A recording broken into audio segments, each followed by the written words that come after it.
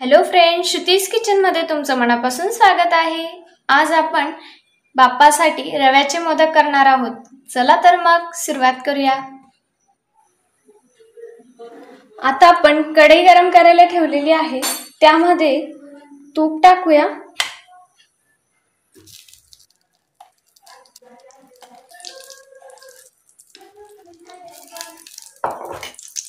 आता आपण यामध्ये रवा टाकूया।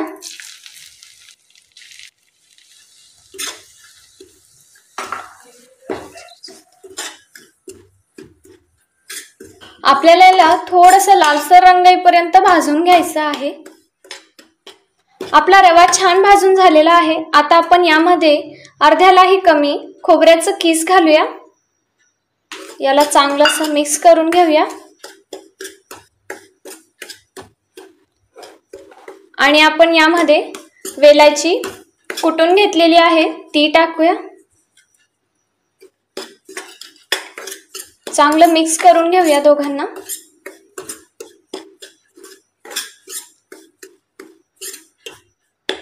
आता आपण यामध्ये थोडंसं गरम केलेलं दूध घालूया।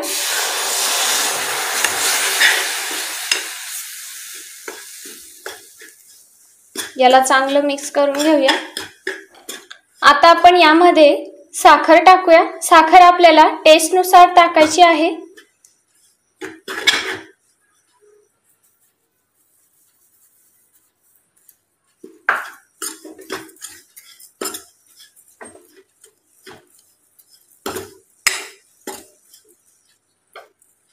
आणि यामध्ये थोडंसं आपण परत दूध घालतोय।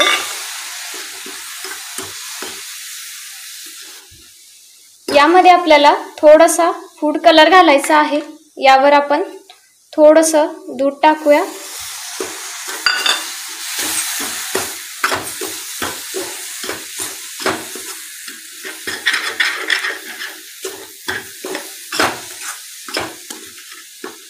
आता आपण हे चांगलं एकजीव करून घेऊया।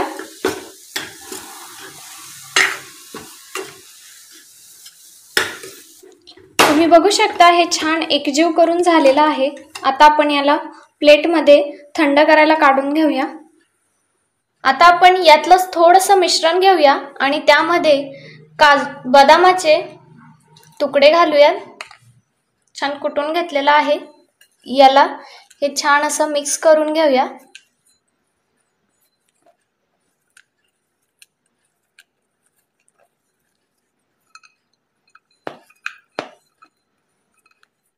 आता आपण मोदक तयार करून घेऊया। मोदक तयार करण्यासाठी आपण या ठिकाणी साच्याचा वापर करतोय। त्याला तूप लावून घेऊया।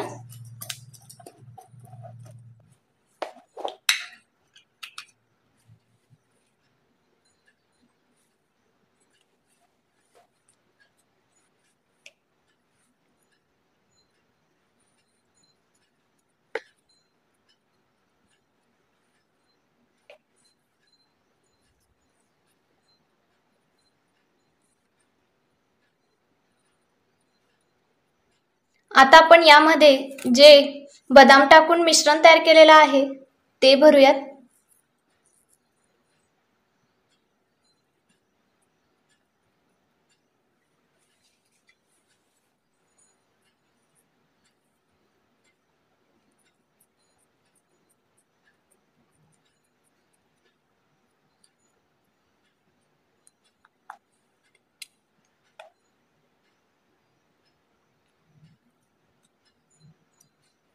तुम्ही बघू शकता किती मस्त आपला मोदक झालेला आहे। खूप असा छान दिसतोय। मस्त मोदक रेडी आहे। आपण असेच सर्व मोदक तयार करून घेऊया।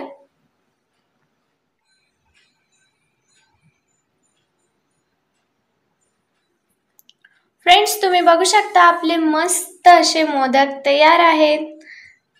तुम्ही सुद्धा ही रेसिपी पटकन ट्राय करा आणि तुम्हाला ही रेसिपी कशी वाटली हे कमेंट मध्ये कळवायला विसरू नका। सोबतच अशाच नवनवीन रेसिपीसाठी श्रुतीज किचनला सबस्क्राइब करा आणि व्हिडिओला लाईक करायला विसरू नका।